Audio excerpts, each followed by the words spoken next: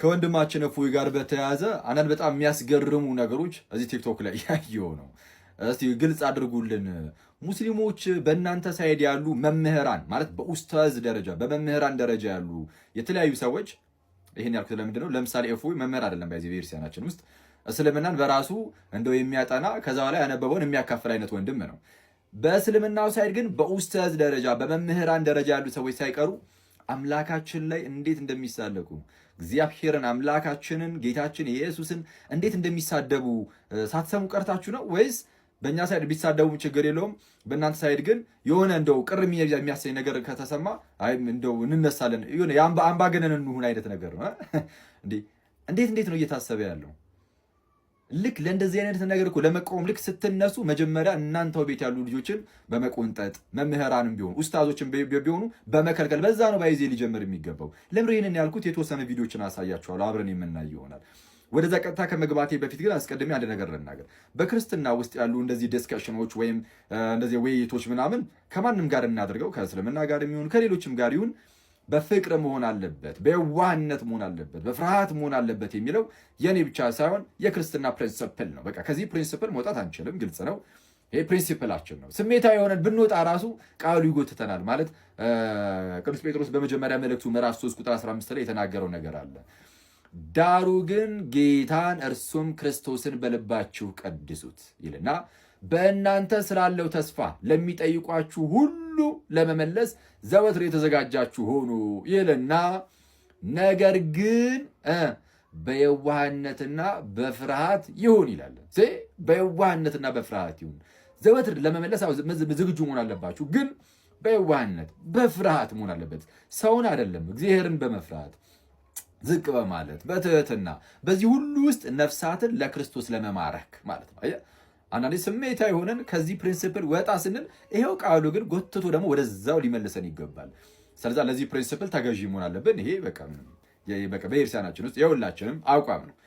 ስለዛ በፍርሃት በየዋህነት በፍቅር በዛ ውስጥ ምንድነው ከኔ ተማሩ እኔ በልቤ ትሁት ነኝ ላለው ጌታ ነፍሳትን እንማርካለን ማለት ነው። እንደዛ አለበዛ ነፍሳትን መማረክ አንችልም። መጫጫ ብቻ ነው የሚሆንብን። ይህ እንዳለ ሆኖ ግን ለምሳሌ የሙስሊም መምህራን ወይም ኡስታዞች አምላካችንን በምን ደረጃ እንደሚሳደቡ እስቲ እንስማቸውና እንመለስ። ኦሆላና ኦሆሊባ ሸርሙጦች ናቸው። እግዚአብሔር አግብቷቸዋል፣ ልጆች ወልዶባቸዋል። መልሱን አምጣ። ዝሙት ነው አይደለም? ይሄ አስወጣው። ይሄንን ባለጌ ዝሙት ነው አይደለም? አንተ ባለጌ ደደብ፣ የመጨረሻ ውሻና አንተ እኮ እኔ ልክ ነግሬሃለሁ ቴሌግራም ላይ ተመልከት። እዚህ ጋር እግዚአብሔር ዲስቨርጅ አድርጓት ይችን ህፃን ልጅ ደም በደም አድርጓት። እግዚአብሔር ዲስቨርጅ አድርጓት ይችን ህፃን ልጅ ደም በደም አድርጓት ምን እንደሰራ ይሄንን በወንጀል በእርግጥ ይሄንን የሚወነጅል የሆነ የፍትሐ ብሔር ህግ አለመኖሩ ነው እንጂ ይሄ ወንጀል ነው፣ ያስከስሳል። እግዚአብሔር ዝሙተኛ ነው፣ ዝሙት አሰርተዋል። እግዚአብሔር ዝሙተኛ ነው፣ ዝሙት አሰርተዋል። የእግዚአብሔርን ብልትና ጡት የሆነ ጋር መተውሰድ በሉት ያሳፍራል። እግዚአብሔር ብልት ይለካል። በጣም ያሳፍራል። እግዚአብሔር ያሳፍራል በእውነቱ። ባለጌ ነው በጣም። አምላክ ጌ ነበረ፣ ወንድ ለወንድ የሚሳሳም አየሁ። ይሄን አምላክ ይታያል አየህ። ይሄን ሽማግሌ አየህ። ይሄን ሽማግሌ ከዚህ ሰው ግን በክርስትና ዓለም እግዚአብሔር ስለጠጣና ስለሰከረ ብቻ ጀግና ይባላል። ይሄ በጣም የሚያስቅ ነገር ነው። የሰከረ ሰው ሰካራም ነው። ኦኬ ጀግና ሊባል አይችልም።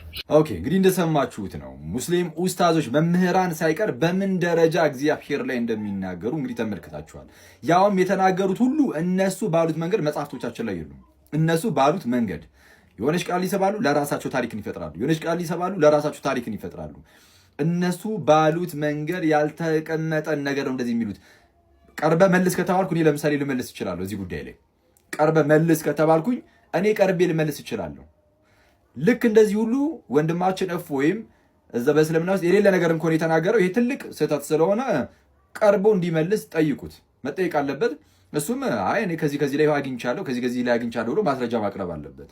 እንግዲህ ብዙ ጊዜ እንደሚናገረውም ከሆነ ማስረጃ አቀርባለሁ ይላል እሱ። ስለዚህ ይጠይቅ። ባይሆን ግን በሌለ ነገር በዚህ ደረጃ ግን ሙስሊም መምህራን ኡስታዞች እንዲህ ሲናገሩ ስለነበረ ይህንንም እያያችሁ ይህንን ስታጸዱ ነው ከዛ በኋላ ሌላውንም ለመጠየቅ ሞራሉንም ሊታገኙ የሚገባው ነው። ይቆየን።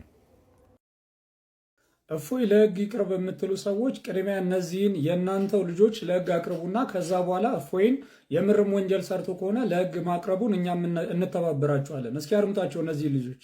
እንግዲህ የኢየሱስ ክርስቶስን እብደትና ውሸት የጳውሎስን ቅዠት ለማስቀጠል እየተሯሯጡ ይገኛሉ ማለት ነው።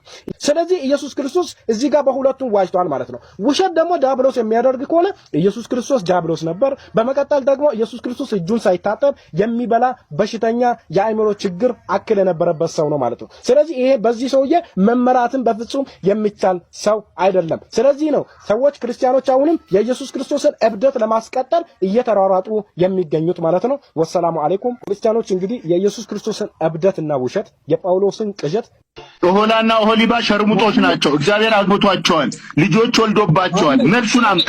ዝሙት ነው አይደለም? ይሄ አስወጣው። ይሄንን ባለጌ ዝሙት ነው አይደለም? አንተ ባለጌ ደደብ፣ የመጨረሻ ውሻ ነህ አንተ እኮ። እኔ ልክ ነግሬሃለሁ ቴሌግራም ላይ ተመልከት። እዚህ ጋር እግዚአብሔር ዲስቨርጅ አድርጓት ይችን ህፃን ልጅ ደም በደም አድርጓት ምን እንደሰራ ይሄንን በወንጀል በእርግጥ ይሄንን የሚወነጅል የሆነ የፍትሐ ብሔር ህግ አለመኖሩ ነው እንጂ ይሄ ወንጀል ነው፣ ያስከስሳል አላችሁ ያችሁ ነው። ያንተ አምላክ ኢየሱስ ለአንድ ሰዓት ያክል ከንፈር ስሟል፣ የትልቅ ሰውን ከንፈር። ያንተ አምላክ ጌ ነበረ፣ ወንድ ለወንድ የሚሳሳም ማለት ነው። ገድለም አጽዮን ማማይ አንቺ የሸርሙጣ ልጅ እፎይ ለህግ ይቅረብልን የምትሉ አካላት ቅድሚያ እነዚህን ሰዎች ለህግ እንዲቀርቡ አድርጉ። እጅግ በጣም ለበርካታ ዘመናት በእስልምና ያሉ በጣም ብዙ ሰዎች ክርስትናን እጅግ በጣም ሲነቅፉ፣ ሲያንቋሹ፣ ሲሳደቡ ኖረዋል። በዚህም ዘመን ልክ እንደዚህ እየተሳደቡ ነገር ግን እነርሱ መጽሐፍቶቻቸውና ትምህርታቸው ሲነካ አትንኩብን፣ ለህግ ይቅረብልን፣ ካልተገደለ የሚባለው ነገር ፍጹም ሊቀር ይገባል። ይሄ እጅግ በጣም የቀረ በዚህ በ21ኛው ክፍለ ዘመን ድረስ እንዴት እንደመጣ ራሱ አላውቅም። የእኛ እምነት አይነካ፣ እኛ ግን ስለ እናንተ ሃይማኖት እንደፈለግን እናውራ ማለት ምን ማለት እንደሆነም አይገባኝም። ያንተ እምነት የሚከበረው የኔን እምነት ስታከብር ነው። የኔን እምነት እየሰደብክ የኔን ጌታ የማመልከውን አምላክ እየሰደብክ አንተ ግን እምነት ሲነካ፣ አንተ ግን ስለ እምነት ሲወራ ካልተገደለልኝ የምትል ከሆነ ይህ ፍጹም ጤነኝነት አይደለም። ያለነው ኢትዮጵያ ውስጥ ነው። ኢትዮጵያ ደግሞ ህገ መንግስታዊ ሀገር ናት። ኢስላሚክ ስቴቶች ላይ ሄዳችሁ ይህንን በእስላም ህግ የምትመራ ሀገር ላይ ሄዳችሁ ይህንን ህግ ማስከበር ትችላላችሁ። እኛ ብቻ ስለሌላው ሃይማኖት እንደፈለግን እንሳደብ፣ እንናገር፣ እነርሱ ግን ሌላው ግን ስለኛ መናገር የለበትም የሚለውን ነገር እዛ ስፍራ ማክበር ትችላላችሁ። እዚህ ግን እናንተ ስለኛ ሃይማኖት እንደፈለጋችሁ እየተሳደባችሁ፣ እኛ ግን የእናንተን ሃይማኖት የእናንተን አስተምሮ ስንነካ ግን በዚህ ልክ መጮ እጅግ በጣም አስፈላጊ ያልሆነ ነገር ነው።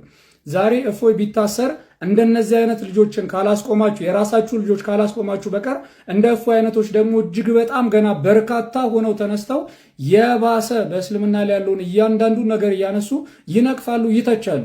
ስለዚህ መከበርን ከፈለጋችሁ ሲጀመር ሌላውን እምነት አክብሩ። ሌላውን እምነት ሳታከብሩ ክብርን አትሹ። ምን አይነት ክብር ነው የምታገኙት? ሌላውን እምነት ሳታከብሩ በሰፈራችሁበት መስፈሪያ ነው የሚሰፈርላችሁ። ስለዚህ ሌላውን እምነት አክብሩ። መጀመሪያ የእናንተ እምነት እንዲከበር በእናንተ እምነት ውስጥ ሆነው እንደዚህ በዚህ ልክ የሌላውን እምነት የሚያንቋሹና የሚሰርቡ ሰዎችን ቅድሚያ በግልጽ ወጣችሁ ተቃወሟቸው። በግልጽ ወጣችሁ እስኪ ለህግ አቅርቧቸው። ከዛ ያኔ እኛም እንተባበራችኋለን። ወንጀል የሰሩ ሰዎችም ለህግ እንዲቀርቡ እኛም እናግዛችኋለን። ሰላም ክርስቶስ ይብዛላችሁ።